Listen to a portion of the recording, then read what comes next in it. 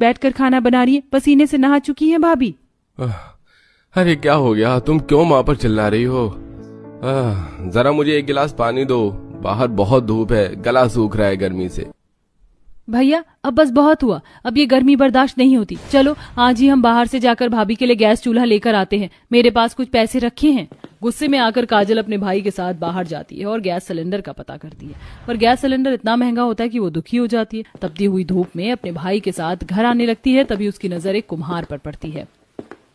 Gas चूल्हा कितना महंगा है ना भैया, इस कुम्हार का सही है, मिट्टी के बर्तन घड़े बनाकर बेचता है। मैं कितनी उम्मीद के साथ आई थी गैस चूल्हा लेने। कोई बात नहीं काजल, अब घर चलते हैं, फिर कभी चूल्हा खरीद लेंगे।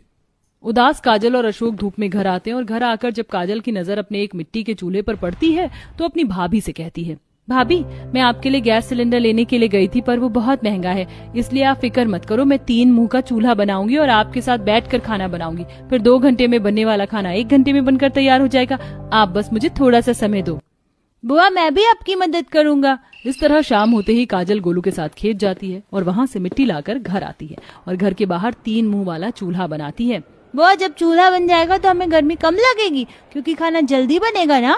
हाँ गोलू, पर तुम ज्यादा देर बाहर मत बैठो, देखो कितनी गर्म हवा चल रही, तुम जाकर अंदर पंखा चलाकर बैठ जाओ, वरना कुछ देर बाद खाना बनना शुरू हो जाएगा तो पंखा भी नहीं चलेगा।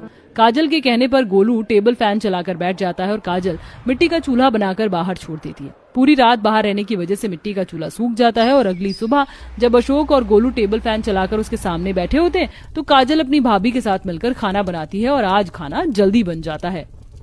3 मुंह का मिट्टी का चूल्हा होने से कितना फायदा हुआ, गर्मी भी कम लगी और खाना भी झटपट बन गया। पर माँ जी दिन पर दिन गर्मी बढ़ती ही जा रही है, अब तो पंखे की हवा भी नहीं लगती, देखिए ना मेरी तो अभी भी पसीने ही छूट रहे हैं।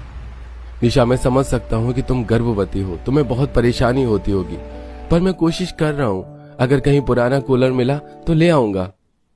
इतना बोलकर अशोक खाना खाकर काम करने के लिए चला जाता है और जब वह फैक्ट्री में काम कर रहा होता है तो एक आदमी उसे शहर में एक व्यक्ति के बारे में बताता है जिसने मिट्टी से किला बनाया था। ये खबर सुन शाम को जब अशोक घर जाता है तो इस बारे में खाना खाते हुए टेबल फैन के पास बैठकर अपने घर वालों को बताता है। मुझे तो यकीन ही नहीं हो रहा, भला मिट्टी से कोई किला कैसे बना सकता है? भैया आजकल के लोग बहुत एडवांस हो गए, आज किसी ने मिट्टी का किला बनाया है, कल को कोई मिट्टी का फ्रिज, कूलर, टीवी, पंखा बनाएगा। वैसे आइडिया बुरा नहीं है, अगर मिट्टी का किला बन सकता है तो मिट्टी का कूलर क्यों नहीं, पंखा तो हमारे पास रखा ही है। मैं क्या कहती हूँ अशोक जी, आप पंख खोल दीजिए, माँ जी और काजल आप ढेर सारी मिट्टी ले आओ, मैं खुद अपने हाथों से मिट्टी का कूलर बनाऊंगी। पर बहू मिट्टी का कूलर